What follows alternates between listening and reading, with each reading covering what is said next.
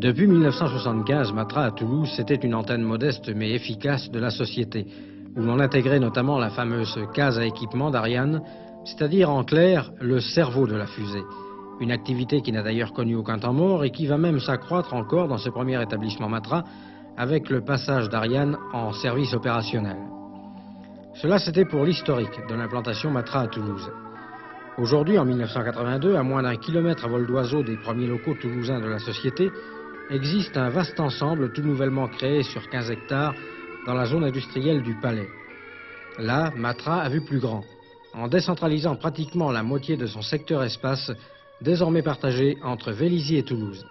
Les raisons essentielles du choix de Toulouse, premièrement, sont liées à l'implantation du CNES, qui a des moyens très importants et aussi notre principal client au plan national.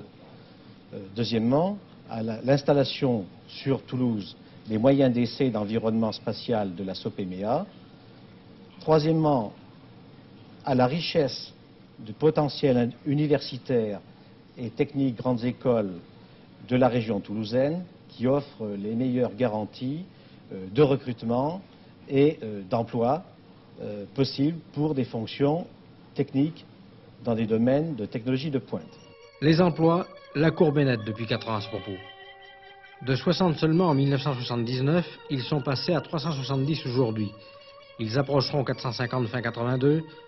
Pour 1985, on avance le chiffre de 600 emplois. Le haut lieu des nouvelles installations Matra Toulouse, c'est en fait la salle d'intégration, la salle blanche, disaient les spécialistes. Cela à cause des tenues spéciales qu'ils sont contraints d'y porter pour éviter toute pollution de l'atmosphère. Cette salle est en effet la plus grande d'Europe avec ses 75 mètres de longueur, ses 25 mètres de largeur et une hauteur de 10 mètres. Nous l'avons prévu pour la génération des satellites actuels, qui sont des satellites de plus en plus gros, et nous pensons bien pouvoir faire toute la décennie jusqu'à 1990.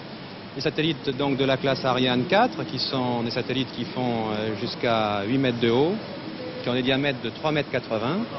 Et donc il nous fallait pour cela des salles qui acceptent ces volumes, des portes d'entrée qui étaient très grandes, et aussi une salle grande parce que nous avons plusieurs programmes en parallèle. Actuellement, 4 programmes sont assurés simultanément dans la salle blanche, salle dite de classe 100 000. C'est-à-dire qu'il y a seulement 100 000 particules d'impureté au pied cube, alors qu'en atmosphère normale, dans un même volume, ces particules que nous respirons se comptent par millions. Le plus urgent de ces programmes, c'est ECS, premier d'une série de 5 satellites commerciaux de télécommunications construits pour Eutelsat.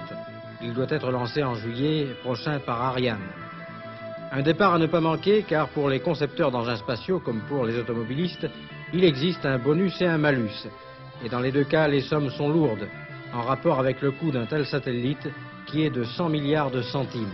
Le deuxième programme que nous avons en cours est une expérience scientifique aussi pour l'ESA qui s'appelle FOC, F-O-C, Flight Object Camera, qui est une expérience scientifique que l'on place dans le Space Telescope de la NASA et qui sera lancée avec la navette spatiale américaine. C'est ça, cela ira sur le fameux télescope orbital que l'on annonce depuis quelque temps et qui sera lancé par les Américains depuis Cap Kennedy.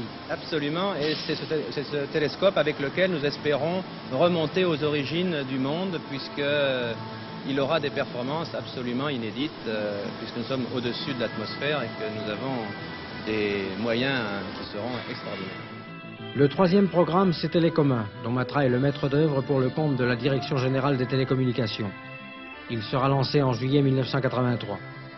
Enfin, autre programme en cours à Toulouse, les équipements de prise de vue en HRV, haute résolution dans le visible, qui permettront aux satellites Spot lancés en mai 1984 d'observer à 800 km d'altitude des secteurs de notre planète ne dépassant pas 10 mètres de côté.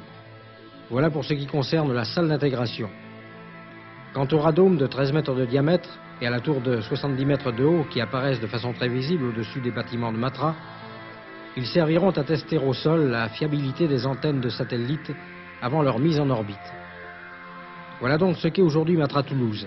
Et la question peut se poser de savoir si l'on va vers une décentralisation totale de tout le secteur espace de la société. La décentralisation de la partie production d'équipements avec les parties technologiques associées n'est concevable que dans la mesure où notre plan de charge spatial offre toute garantie au niveau de cette activité. En ce qui concerne la direction générale, c'est un problème qui actuellement est considéré au niveau de la société, mais il y a lieu de rappeler que notre activité est fortement tournée vers les activités internationales, nécessite des contacts fréquents avec les ministères et les administrations compétentes qui, jusqu'à présent, sont plutôt en région parisienne.